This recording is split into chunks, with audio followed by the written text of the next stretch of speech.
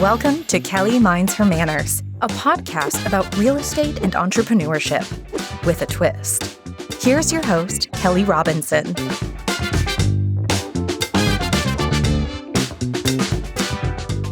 Hey everyone, welcome to another episode of Kelly Minds Her Manners. Thank you for tuning in. Today I have Joe Rosen with me, and this is a very special episode. Joe is, amongst many other things, a sports agent who represents mainly pro baseball players. And he's going to talk about so many different things. He's a really passionate guy, a really nice guy, down to earth. And he will talk a lot about what drives him, how he finds time for balance with all of the different things that he does, which you'll hear about. Also, how he pitches athletes to work with him as a sports agent, which I find really interesting. And I can't wait for you to hear his answers to my Fearless 5. And does he answer all of them? You'll have to wait and see. Please welcome Joe Rosen. Okay, so Joe Rosen, thank you so much for being on my podcast today. I have been excited for this day for some time. And you have such an interesting career path. And I'm just thrilled to just dive right in. So let me know when we can get started. Yeah, go for it. My pleasure. Thanks for having me today. Yeah, anytime. So you started your law career in 1998 with a focus on general business law, public companies, securities, startup and later stage company representation, M&A, VC, and private placements, right? How did you develop the sports and entertainment division of Golston and Stores 2 years later? I mean, that's pretty amazing that in just 2 years, you're developing a whole division at a firm. So I'll take you back a little bit. I went to law school to be a sports agent. That's why I went there in the first place. Okay. So that was my goal from the beginning. And there's a lot of different ways that you can go into it, right? Like you can go work for an agency right away. You can you can go in a bunch of different ways. I did not have the ability to go become an agent right away for a couple of reasons. Well, and especially because I felt, and I still feel, that in order to be a good agent, you need to be a good lawyer first. And so I started in 98. I graduated law school from Boston College Law School. And while I was at BC Law School, I was, head of the Sports Law Society. I put on a panel. I worked for a football agent, during one of the summers when I was there. But I felt like I needed to go become a lawyer first. And it wasn't like I could go somewhere and just, hey, I want to be part of the sports practice or build a sports practice. I'm 24 years old at that time, Kelly, so I didn't really have any leverage to do that. So I went to a firm in Boston called Testa, Hurwitz and Tebow, which was one of the biggest firms at the time. And I was a straight out corporate lawyer. I did IPOs, I did M&A, I did financings. I learned to be a lawyer. I learned to be a corporate lawyer. I thought when I went to Testa, which is no longer around, by the way, Dick Testa died years ago and the firm kind of imploded because of that.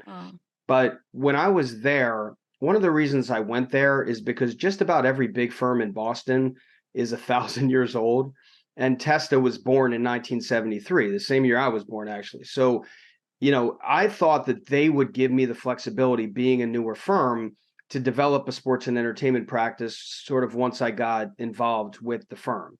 Little did I know, I got there right before the dot-com boom. There was just no time for that. And I actually approached a managing partner when I was at Testa about representing a rapper. No one you would know and no one I would know anymore. I don't even remember his name at this point. But they basically said no because we're just too busy. We can't do that. So that was part of my reason to move over to Golston and Stores in 2000. And I did get lucky a little bit there. When I went there, they hired me as a corporate lawyer. They hired me a lot because I had SEC experience and corporate experience and things like that, because they wanted to develop that public company, I guess segment, of their corporate practice. But when I was there, I got a little lucky. In 2001, the Red Sox were sold. John Henry ended up buying the team. But Golston represented Steve Karp and Joe O'Donnell, who were they came in second to buy the team. And I kind of forced my way onto I was a third-year associate, and I kind of forced my way onto the group. It was like managing partners and me. And I got to, dive into the player contracts and the general manager's contract and things like that, and really be part of the team. Now, Carpin O'Donnell did not get the team. John Henry did. But after that, I had a little background now. So I'm like, all right, yeah, I'm going to build this sports and entertainment practice. And Goulston gave me the opportunity to do that. that's amazing. At such a young age too. That's just so amazing. And it was smart of you to push your way through, because you knew what you had to do to become a good sports agent. So were sports and entertainment as industries always a passion for you, even as a kid? Always. It's something I always wanted to do. I went to Syracuse undergrad. I thought I wanted to be, I was in Newhouse. I thought I wanted to be a sports broadcaster. I thought I wanted to go and become Bob Costas or, Marv Albert or Dick Stockton or one of those guys, the guys that everyone wants to be when they go to Syracuse. I quickly realized when I got there that I was not going to be an on-camera guy. It just wasn't for me. I liked it, but I liked the behind the scenes much better. And while I was there, I still love media. Like some of my best friends are in the media today, but I really got a love for the business side of it. And that's when I decided I wanted to go to law school and become a sports agent. But I don't think I would have been happy professionally at all, Kelly, if I wasn't doing sports work. Yeah. And entertainment, what's more compelling to you, entertainment or sports? And what part of sports? Is it baseball? Because I know you do a ton with baseball. Or is it, music? What is it? So my partner, Chris, and I know we'll get to, my current companies, is a pure music attorney. Like if you looked in the definition of entertainment attorney, that's what Chris is. He does, recording contracts, music publishing contracts, film, TV, things like that. I love the entertainment world. I love music. I love movies. I love TV. We could talk about that for hours. But my work in the entertainment field is kind of more on the periphery, if that makes sense. So you would call it entertainment work because of the clients that are in, because the clients are in the industry. And I'll give a couple examples.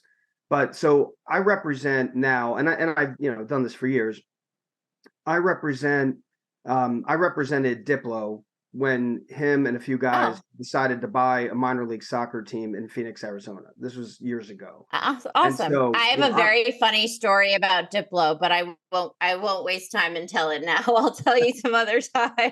Okay, that's a great guy. I mean, I only met him a couple times, but I mean, so he's in the entertainment industry and he's buying a part of a soccer team. So you could call that sports and entertainment. But really what I did was, I put together the fund documents and the financings, and I helped them invest in the team and things like that. I've also represented, and I'm sure we'll get, to the hip hop part of this. Like, as like I'm a huge old school hip hop fan, and I've had the opportunity to represent Run DMC, Naughty by Nature, De La Soul in some licensing deals and trademark work, things like that. So it's not like, it's not like I'm doing their record deals like, Chris would, for the artists he represents. But that is entertainment work. But that being said, I love entertainment. I teach entertainment law at BC Law School, but my love and my background and most of my work is in sports.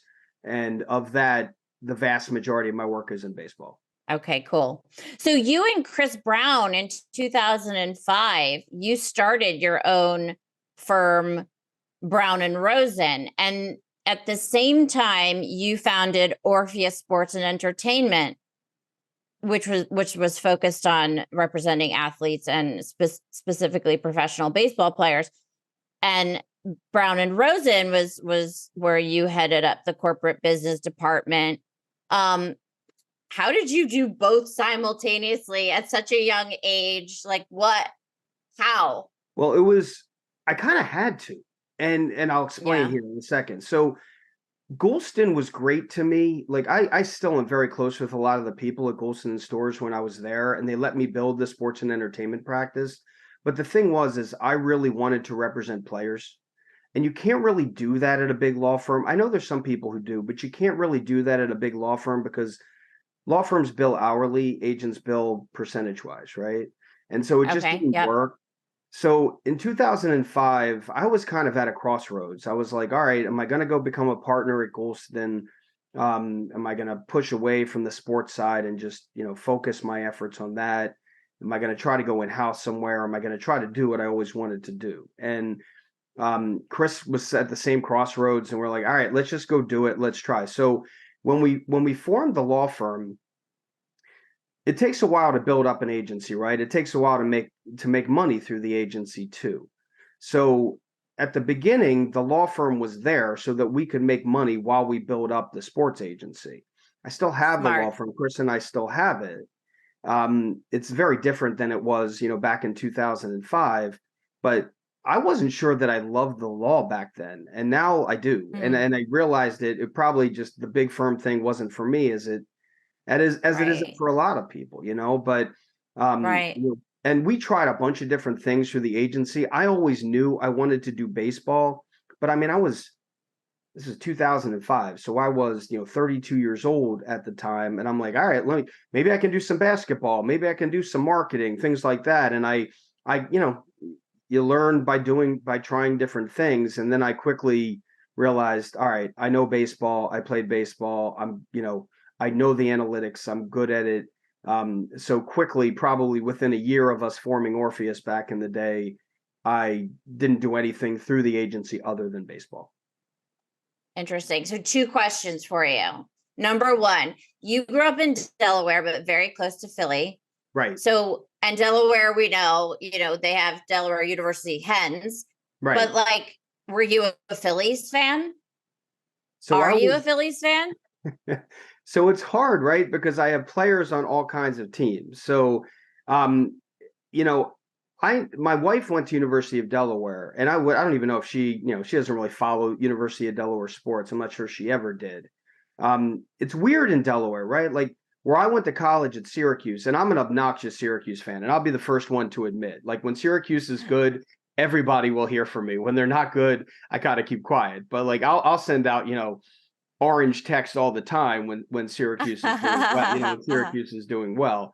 But it's weird in Delaware. Like the town of Syracuse loves Syracuse University, right? It's all about Syracuse University all the time. The Yeah. state of Oh, yeah. Delaware isn't really like that for the University of Delaware athletic teams unless you went there. So, I never really, I think I went to maybe one University of Delaware football team, football game growing up. But on the Yeah. professional side, yeah, I grew up a Philadelphia fan in all sports except one. As I mentioned to you, I am not an Eagles fan. There's a story for that we can Yes. talk about Okay. on a different day. But I'm a You didn't Cowboys end up in fan. the stadium jail, did you? I did not, but it kind of has to do with that. My dad had season Oh tickets God. back in the day, and I was a little kid, and my uncle was a Cowboys fan, and I saw some stuff that some Eagles fans did back in like 1983 that I'm like, I can't be associated with these people. So I Yeah, it's switched pretty quick. crazy. Yeah. I went to an Eagles football game and the last game of the Phillies World Series Oh, wow. on the same day when the Phillies finally got back into the World Series after not being in it forever. And I went with a group of dudes who had like this special punch with them. I was out of my mind just because I couldn't keep up with them. I have to tell you though, it was one of the most fun days of my life. I think I tackled my boyfriend at the time when the Phillies won the game. I think Right. I literally tackled him to the ground, and he was much larger than me. But it was a fun time, I will say. But those Eagles fans are something else. It's a little different, I think. I mean, I think Philadelphia fans would disagree with me, but I think Phillies fans and Sixers fans are a little different than Eagles fans.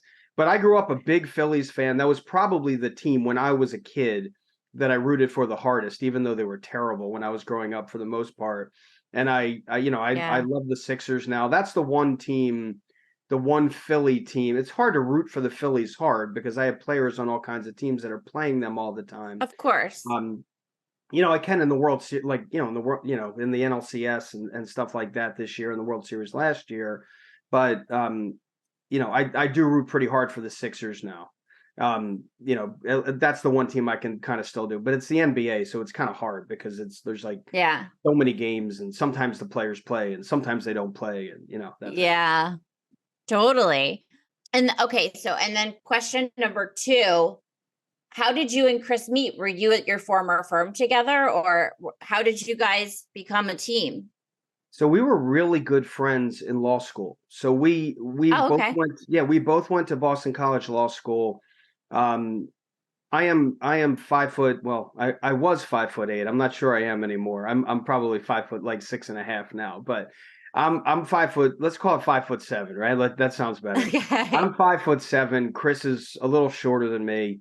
And we used to guard each other playing basketball all the time because we were the two shortest guys in the Quonset hut down at BC Law School. So we would guard each other all the time. And we would get into it a little bit, but that's how we became friends. We weren't in the same section. Amazing. We just got to know each other kind of playing basketball. And he always had the same love that I did. Baseball wasn't his thing, although he does some of that now. He was more of an entertainment guy, more of a basketball guy. We did basketball a little bit for a little while, Chris did, but he got out of that and is, primarily doing entertainment with a little bit of baseball on the side. Okay.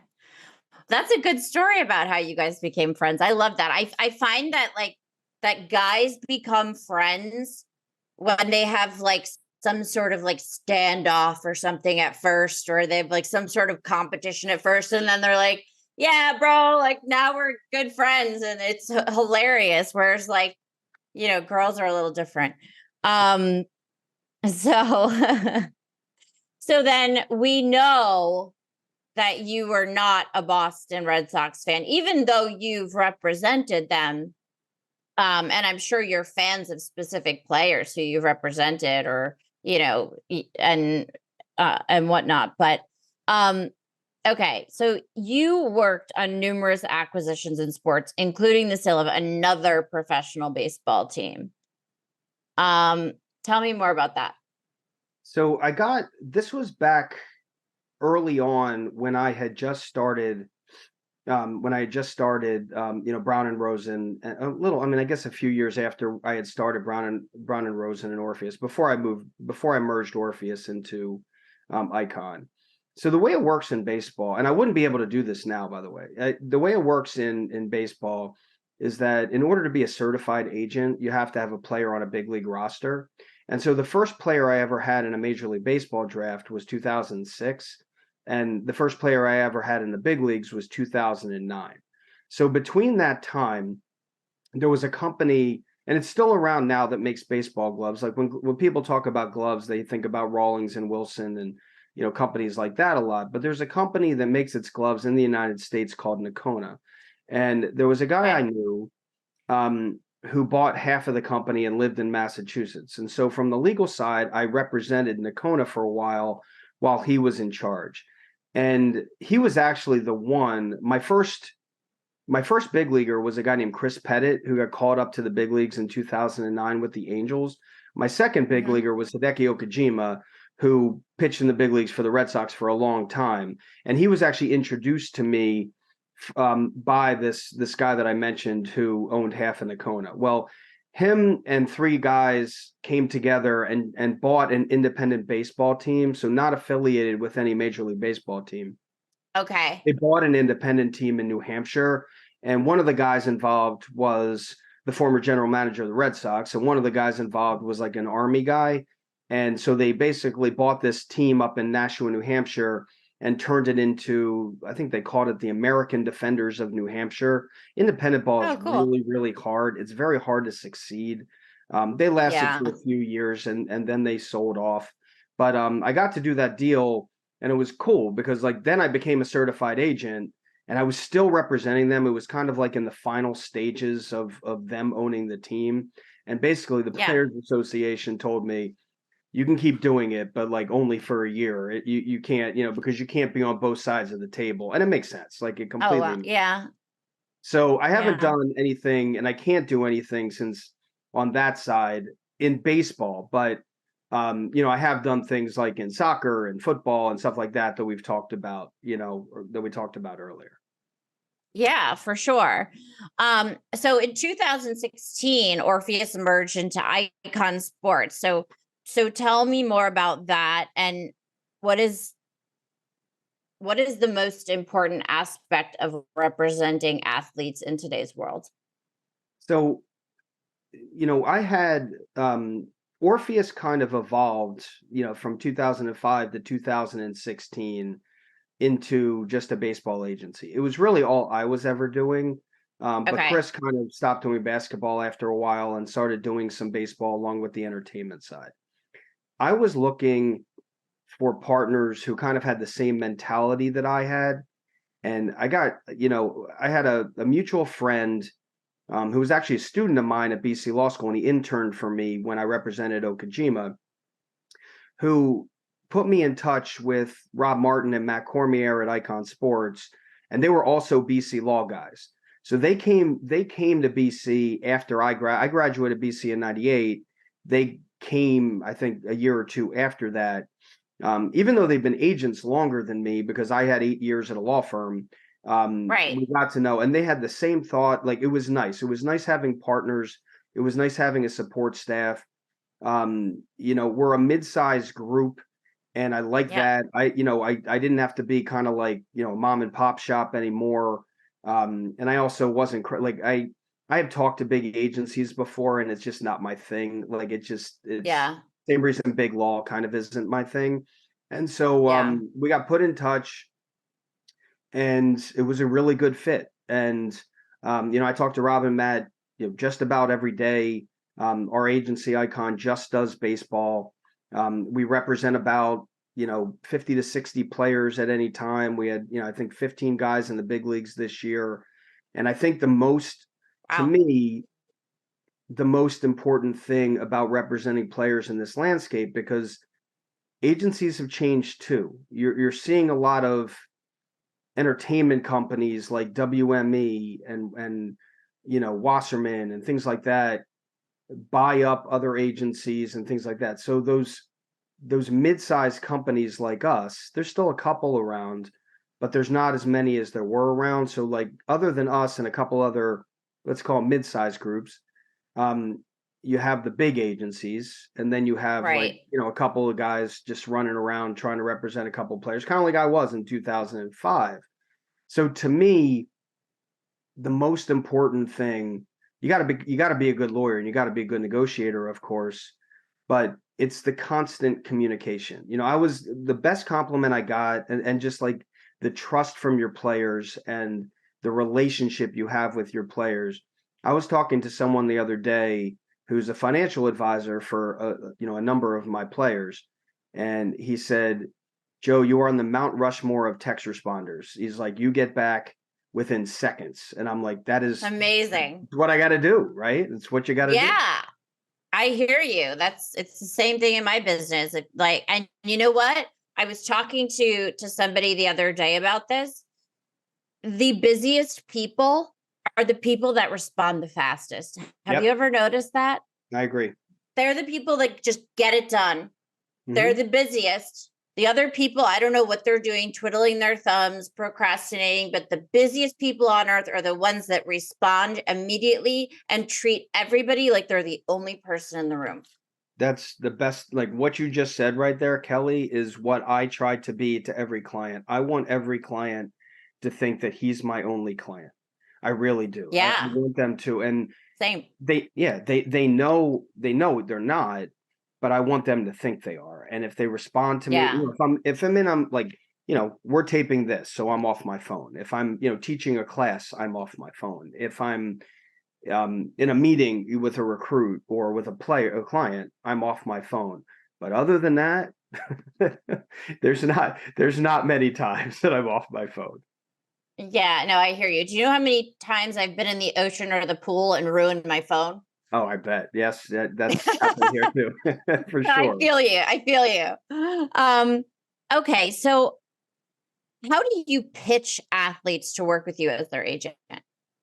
So it's evolved. That's evolved over the years, right? It was a challenge at the beginning in 2005, and so the way players get drafted in Major League Baseball, into the minor leagues, like by Major League Baseball teams, is you can either be drafted out of high school, or if you don't sign out of high school and you go to college, you have to wait until after your junior year until you're 21. Unless you, I mean, there's exceptions for junior colleges and things like that.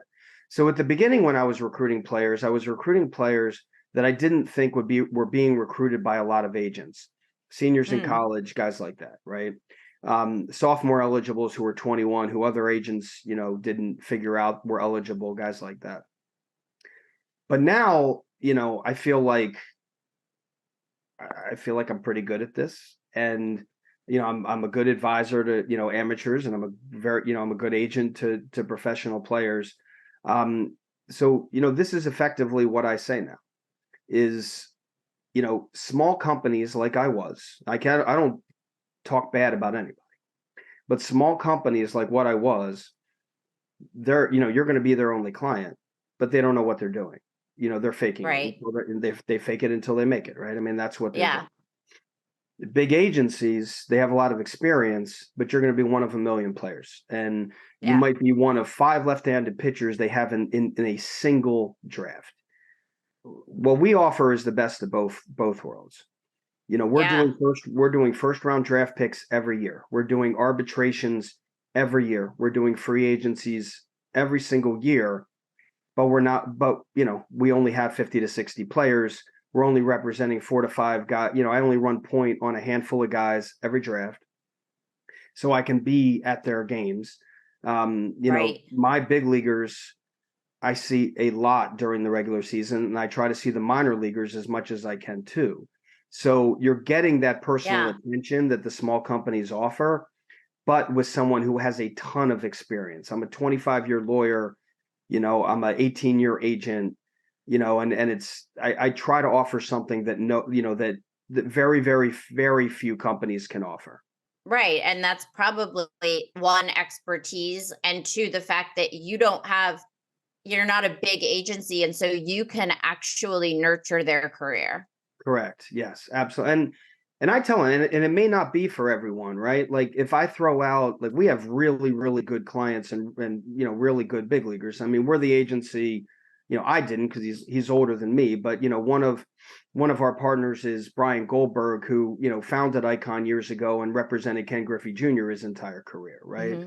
Like we Wow. have very good players that we can, talk about. Josiah Gray, who was an all-star this year, Andrew Heaney, who won the World Series this year, Steven Matz, John Brebbia, Mike Brasso, guys like that.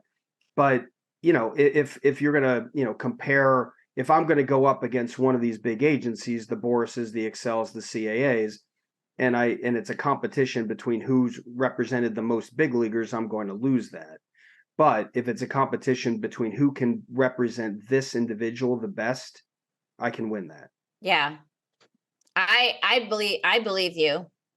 Um, I do. And, a few of the things that you said about, ages and getting, drafted and whatnot leads me to my next question. So do you deal with NIL players? So yes and no. So I don't do any NILs that aren't associated with the players I represent. I have a Okay. very good friend who's is in this industry who does a lot of NILs that I kind of like talk about, and I teach it as part of my entertainment law class. And when I speak in a number of sports law classes and sports management classes, and I talk about it there. NILs are fantastic. I think there needs to be a little regulation because it's kind of the Wild West, but Yeah, players should be making money off their name, image, likeness than they should have been for years. totally. I think everybody agrees on that at this point. In baseball, though, so the players in college that are making the most money off of NILs are one of 3 groups, right? Football players, basketball players, women's basketball players too. Not as much as men's, Yeah, but still women's basketball right. players. And then Yeah, athletes with high social media presences, right? Like Olivia yep. Dunn, the Calendar Twins, like folks like that. Yeah. Baseball, there's like 5 schools that have sort of significant NIL, and they're all pretty much in the South. And they all pretty much run through the school, if that makes sense, like through the collective and things like that. So I do NILs. I have extreme knowledge of it. Like I know the law, and I've reviewed contracts for players and things like that. Um, when a high school player asks me about NIL specifically, I'm very, very honest with them. And I just say, look, I'm not going to get me personally. I'm not going to get you rich off of NILs. No one is. But I know the law, Right. know the industry. I'm going to be able to review the contracts for you. And to the extent something comes up, I'm going to be able to find you some things. But if a Yeah. player wants to hire me or any agent really, Kelly, because they think they're going to get them all these NIL deals in baseball, it's just not true. Yeah. And you know, something that I do in my business is athlete education, because Right. as you know, these people, these athletes, they can get injured or something can happen and it's over and they don't have a second stream of income. How important do you think it is to educate your athletes on building, you know, generational wealth and additional income streams? Incredibly important. I think that, we do not do financial advising in-house. We do not do tax prep in-house. But the Right. first thing that I do after a player is drafted, sometimes before, if I think the player is going to go really high, is connect them with people that I trust in the industry. They don't have to hire that person, but there are a Right. few groups on the financial side. There are a couple guys, a couple groups, excuse me, on the tax side that I trust, that I know will do a good job. The only relationship I have with them is that I've known them for a long time and that I know they'll do a good job. So I Yeah, make of those course. introductions, right? I make those introductions. And if they want to hire them, great. If they don't and they find somebody else, I mean, obviously that's okay too. But I think it's really Yeah. important. Baseball players make their money very differently than in other sports too. Now, the careers can be longer, right? Football careers average, I think, like 3 years. Baseball careers average longer Right. than. But the way Yeah. baseball players make their money, Kelly, right? They get a signing bonus. Sometimes it's a lot, sometimes it's not. Then they go into the minor leagues and they don't make a lot of money. Then they get to the major leagues and they make some money. And then once they get to 3 years of service time, sometimes 2, they start making real sports money, right? Like that, you know what I mean? I don't want to say Right. real money and disparage, $730,000 minimum, but Right. it's not real sports money that we think of. Right. Of course. Well, I'm glad that you advise them that way, because it's something that I'm personally passionate about with regards to advising them on what real estate. And I'm not talking about, you know, my jurisdictions necessarily. I try to educate people on just starting small somewhere Right. with real estate, or starting where they are now. Like, you know, the senior players buy a home that the rookies can rent from them. And then the rookies go buy homes somewhere out in the outskirts of a city somewhere that's up and coming, and just put $50,000 down or something like that. Just start small. Um, you know, and it's something that I'm just passionate about, and I do it for free because I genuinely care about these people, and I understand that, like, you can lose everything in a split second. Absolutely. You get one injury and things change quickly. Things change quickly, and you need to know how to manage your money. So, not only do you practice business and sports and entertainment law, and you're a sports agent, but you're also an adjunct professor at Boston College Law School, and you have a podcast, which we'll talk about. How do you balance it all? And, like, what does balance mean for you? Because, like you said, you're always on your phone. You're always responding to people. What is balance for you, or do you not believe in balance? I believe in balance. No, I definitely do. And I mean, I have a wife, I have 3 kids. My kids are older now. It was a little harder when they were younger. My youngest is Yeah. 13. My oldest is 19. So, my oldest is in college, my middle's in high school, and my daughter's going to high school next year. So it's a little different, right? They used to want to be with me all the time. Now, not so much, right? So I have a little more time on my hands. But, I only teach in the fall. I teach for a couple reasons. One, because I think when I ultimately retire, if I retire, that's something I think I'd want to do in the later stages of my life. Number two, it keeps me sharp. Part of what I do on the entertainment side is, Chris does a lot of the entertainment law classes, and I do a lot of the sports related classes, publicity, NILs, things like that. And in order to teach this class, I have to be up to date on current events. And I'm not sure I would be as much if I wasn't teaching this class. But that's just one day a Yeah. week. It's one day a week in the fall. It's 5 to 7 on Wednesdays. We run it like a practice almost. Like we have a couple negotiation exercises and things like that. Between the law firm and the agency, at the beginning, in 2005, I would say I did much more law than the agency side as I was building it up. Now it's a complete opposite. And I'm very Yeah. picky on the legal side with what I take. I'm very Yep. picky on the client. I'm very picky, on the transaction. If it's a deal like an acquisition, then I'm less picky. But like that's something I've been. So the focus has been, and it's been for years, really since I merged into Icon, even a little bit before that, on being a baseball agent and being the best baseball agent that I can be. The podcast is just a fun thing that I just wanted to do on the side that I Yeah. need to pick it back up again. Well, I know we'll talk about that in a second. So what does balance mean for me? That's a good question. I think balance means that I'm busy, and I'm continuously busy with my life, but I don't want to ever not pay attention to something. And my wife will probably roll her eyes at this, but I don't want to be so busy that I don't pay attention to what she says or my kids say. If I'm Right. so busy that I can't do that, then the balance isn't correct. Yeah. No, I agree. As somebody who's very busy as well and is not happy unless they're losing their mind busy, Yeah, I find that like it's so important to make sure that when you are with the people you love and care about, that you are present. correct. So Yeah. you can be busy doing so many different things, but then be present as well when you're with your loved ones. And it's so hard for so many people to not put down their phone or, Hmm. for like a half an hour or for 45 minutes for dinner or whatever it is. And I think it's so important.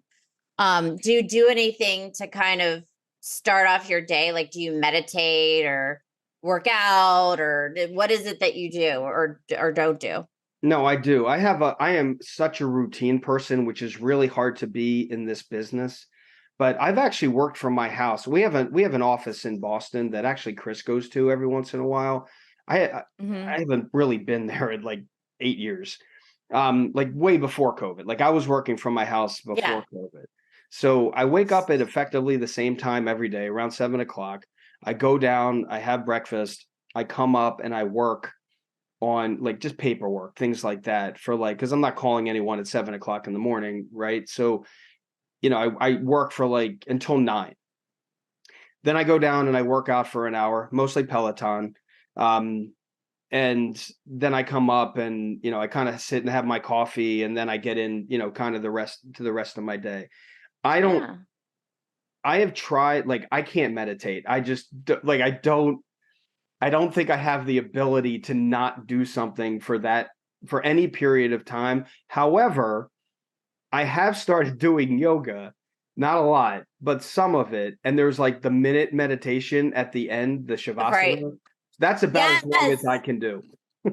I cannot do shavasana without twitching. I'm like, I why agree. won't this body part stop moving? Yes, I I hear agree. you. I'm right there with you.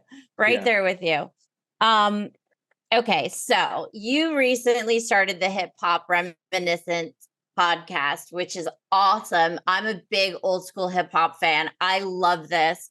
You started it with Fuzz Jackson. I've listened to it and I love it. How did that come about? And how did you meet Fuzz? So this is something we haven't done any episodes in a while, just because I just got Yeah. really busy and I went on vacation, and we need to pick it back up again.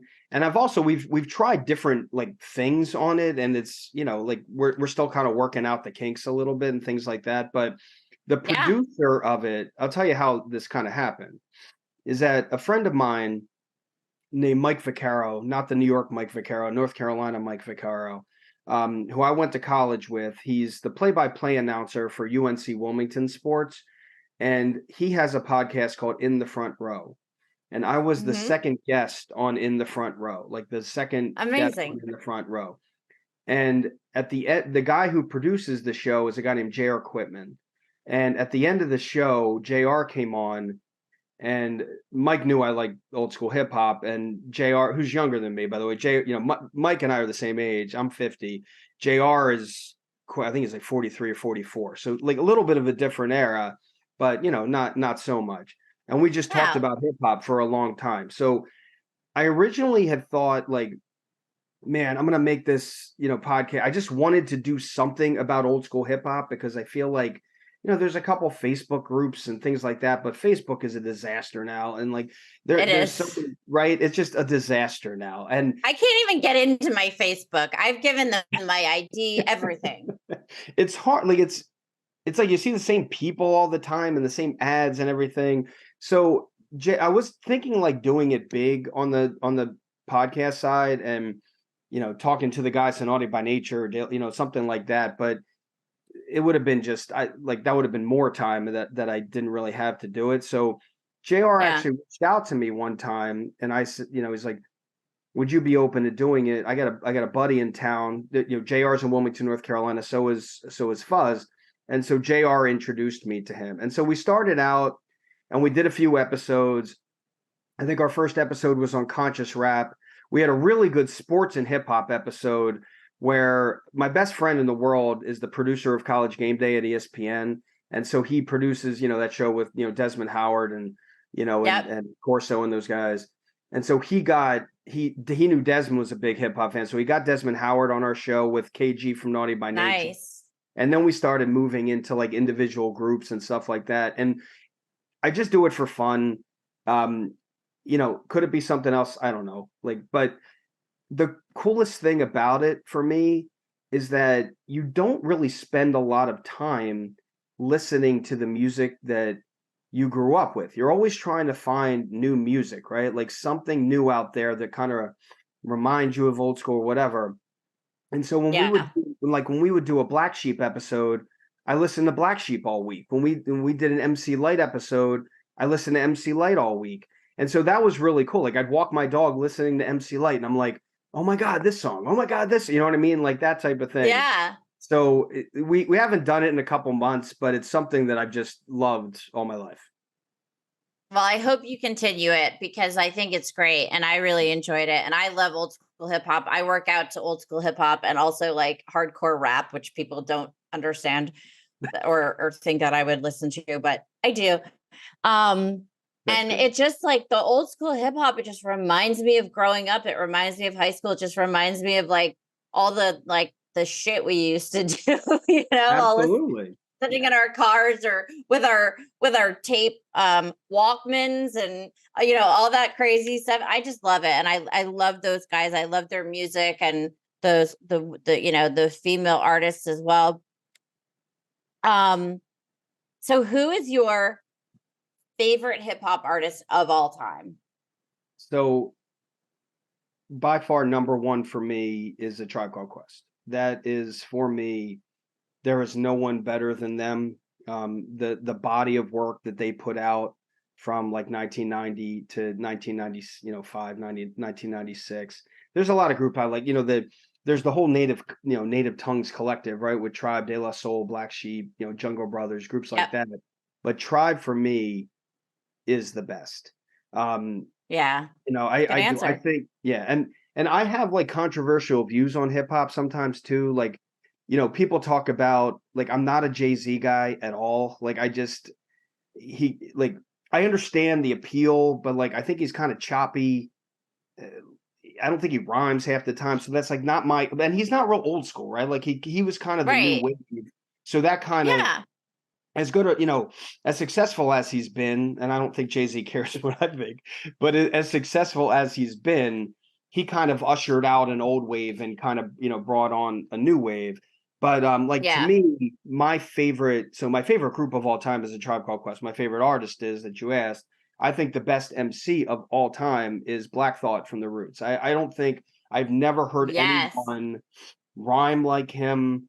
He does voices, like he can do like Old Dirty Bastard from Wu-Tang and then go into Cool G rap, and like it's That's unbelievable. amazing. Yeah. And so like he is, and I actually, this is kind of timely because there's a guy in the Roots crew named Kamal Gray, who's their keyboard guy, who I'm friends with. And so that Force Live tour was up in Boston last weekend. And I got to go backstage actually, because, to go see Kamal. And it was, LL Cool J. I didn't even know half the groups that were going to be there, Kelly, but I knew it was going to be LL Cool J, The Roots, Dougie Fresh and Slick Rick. And then Queen Latifah was Amazing. there. Oh, I And love her. Tretch from Naughty by Nature was there, and Moni Love, and I know I'm missing a couple, but it was like unbelievable. And I got to meet Yeah. LL had this DJ coming up named Cut Creator, and now his DJ is this guy DJ Z Trip.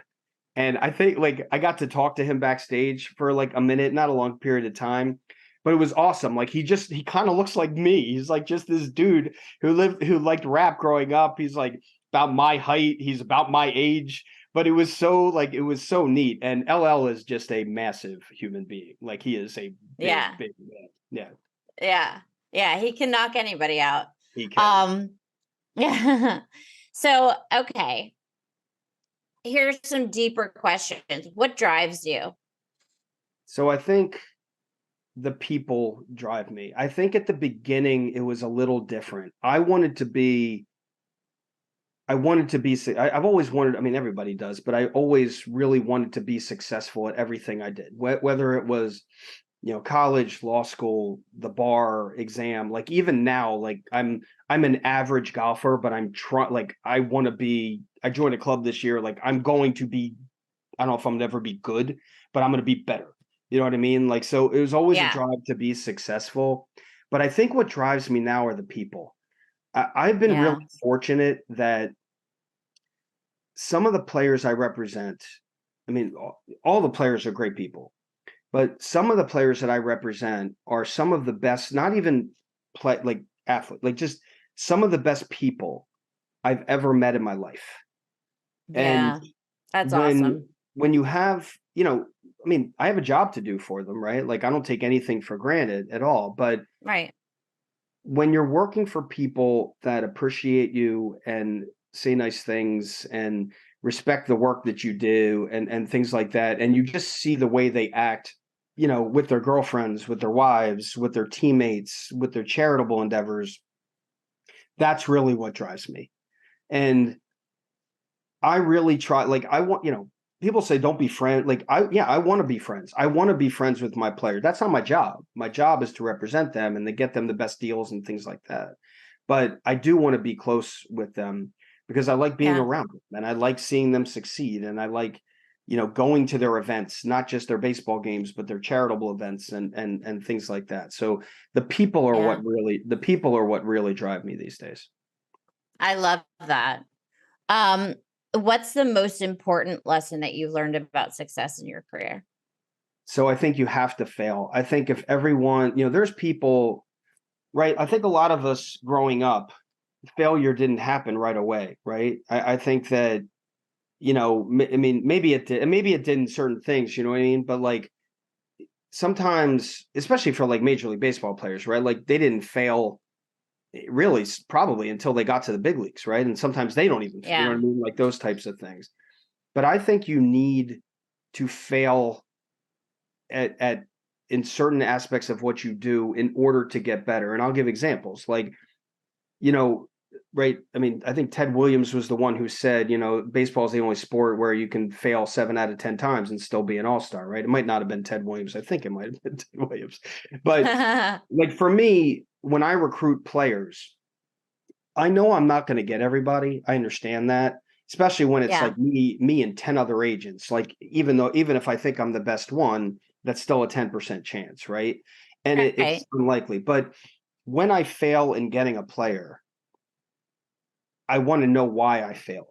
And sometimes it has nothing to do with me, and sometimes it does have to do with me. And I want to know that. And it hurts. It definitely hurts, right? I mean, there's no doubt about it. But I think you have to fail in order to succeed. And I think if you think you're just going to have success from the get-go and it's going to continue your whole life, you're just not an adult yet. I agree. Who said that failure is the mother of all success? I don't remember who that quote is from, but it's absolutely true.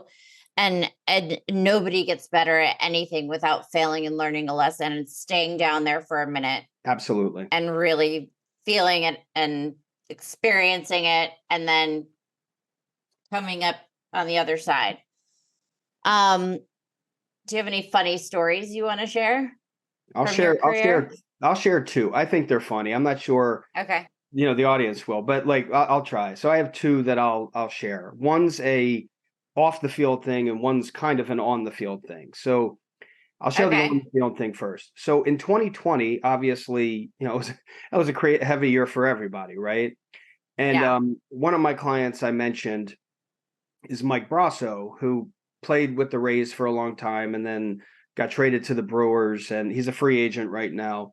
Is probably going to sign relatively soon. I won't give that away yet, but he in 2020, in terms of baseball moments in my life, like of my players, there's a top five, right? I mean, I don't need to go through all five, but one of them is when Mike Brasso hit the home run for the Rays to be hit. Aroldis Chapman threw at his head earlier in the year, and then Mike comes up to pinch hit, in the ALDS against the Yankees, and it's like a 11 pitch at bat or 10 pitch at bat, and then on the last pitch, hits a home run in the left center field to send the Rays to the American League Championship Series, right? And this is in COVID. It's in the bubble. No one's at the game. Like zero people are at that game, right? Yeah. And it was the first trip that I had made since COVID started. There's a high school tournament every year in October that's in Jupiter, Florida. And it was moved to Fort Myers for whatever reason for COVID. But we're still at fields in October 2020, right? Like staying away from people, wearing masks outside. We didn't know anything, right? So we're doing what everybody's telling us to do to keep everybody safe. And I'm in my hotel room by myself because there were no restaurants open, nothing, right? There was no bars open. So I'm watching this game in my hotel room in Fort Myers by myself, and he hits the home run, and I'm jumping up and down and running around the hotel room trying to figure out how to celebrate this by myself in the world. And I'm on the couch in the hotel, jumping up and down.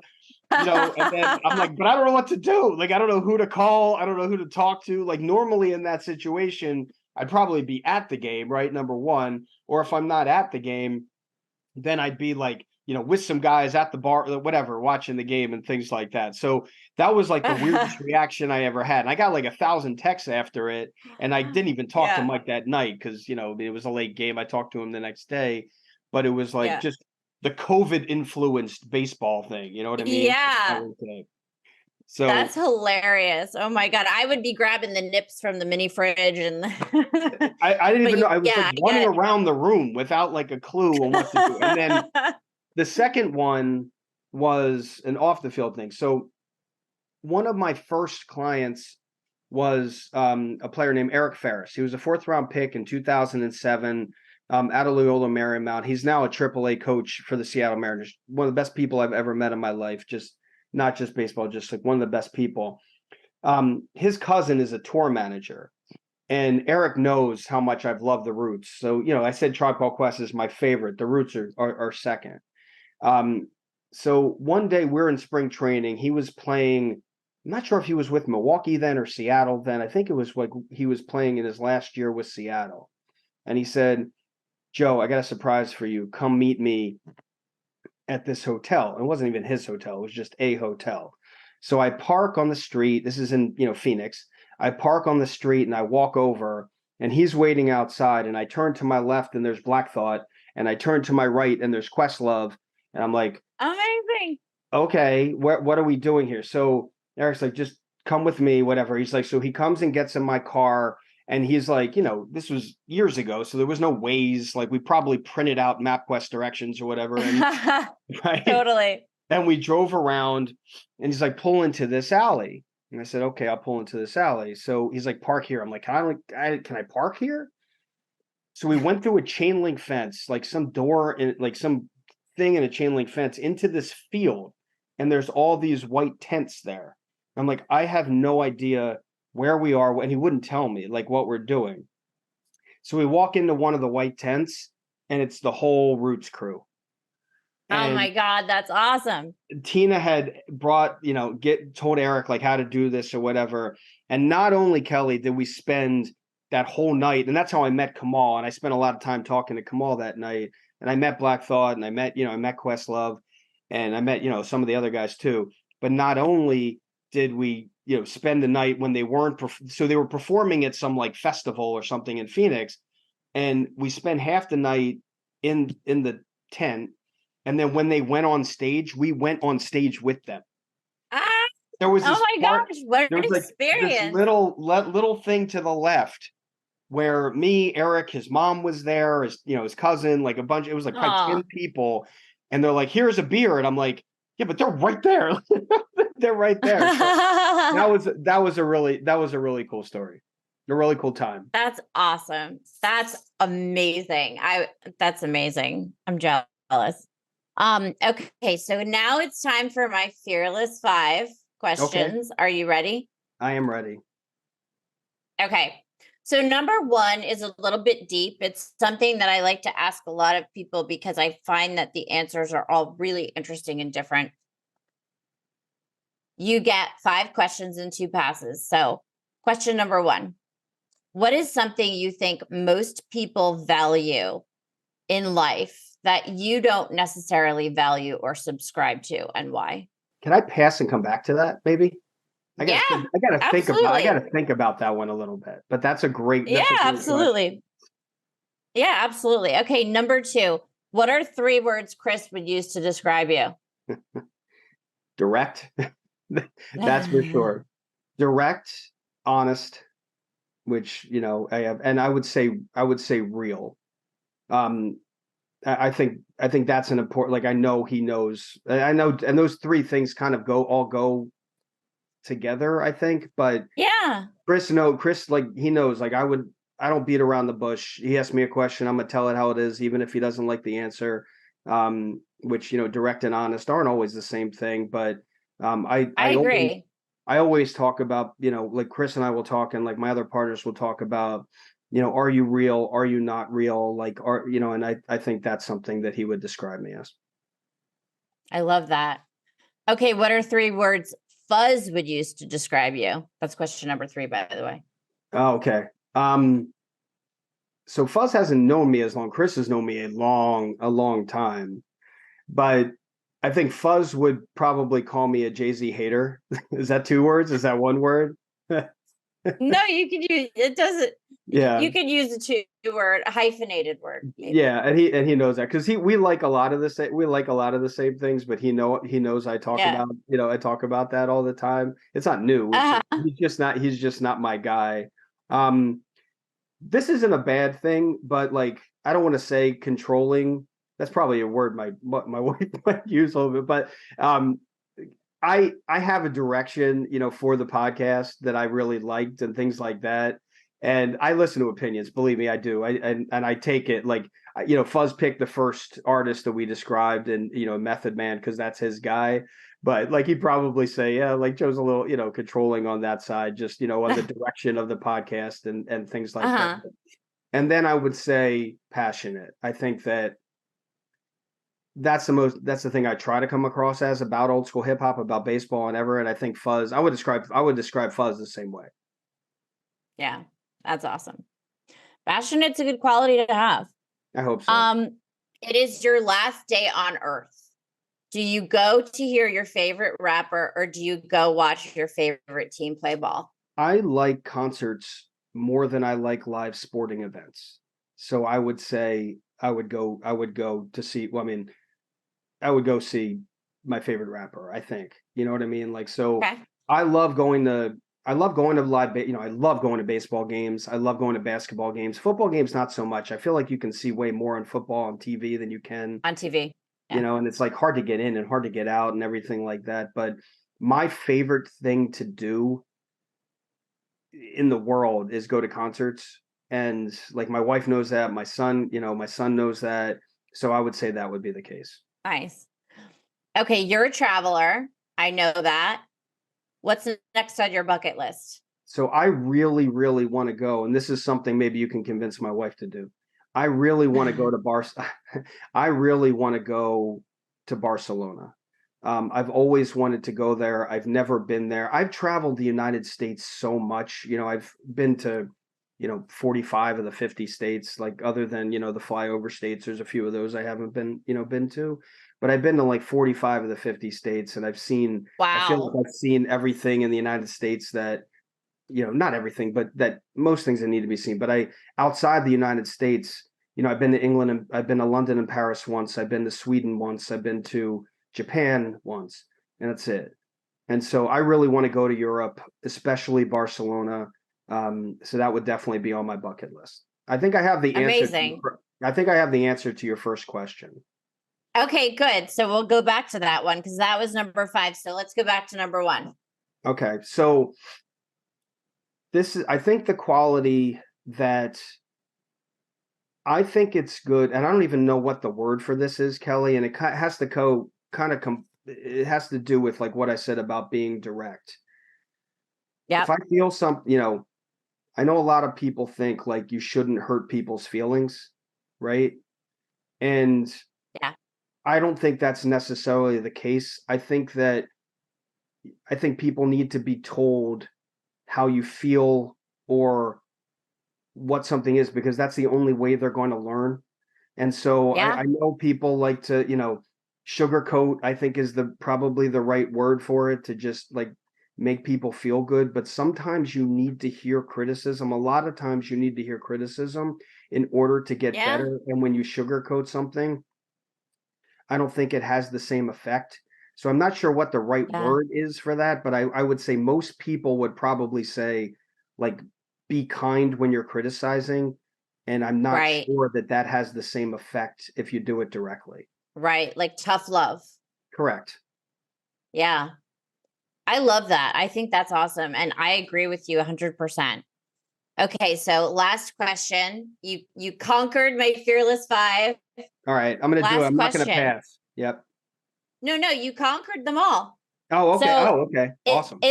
But I have one more question for you before we go. Is there anything you wish that I'd asked you on this podcast? And if so, what is it? I don't think so. I think that I'll say this.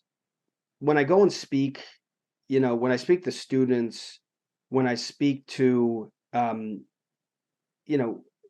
law schools and undergrads and things like that, the question that I always bring up on my own if I'm not asked is, a lot of folks, and I'm sure you get the same question, Kelly, right? Is like, what do I do to have to, what do I need to do in order to succeed in this business? And Yeah. my answer to that is always the same thing.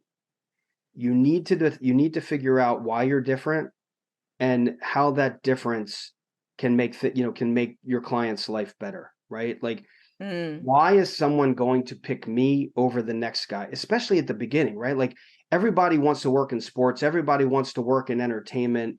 I get a lot of emails from students that say, I'm a big sports fan. Like, can you hire me? I mean, that's everybody's a big sports fan. Everybody watches movies. Everybody watches TV. Everybody listens to music.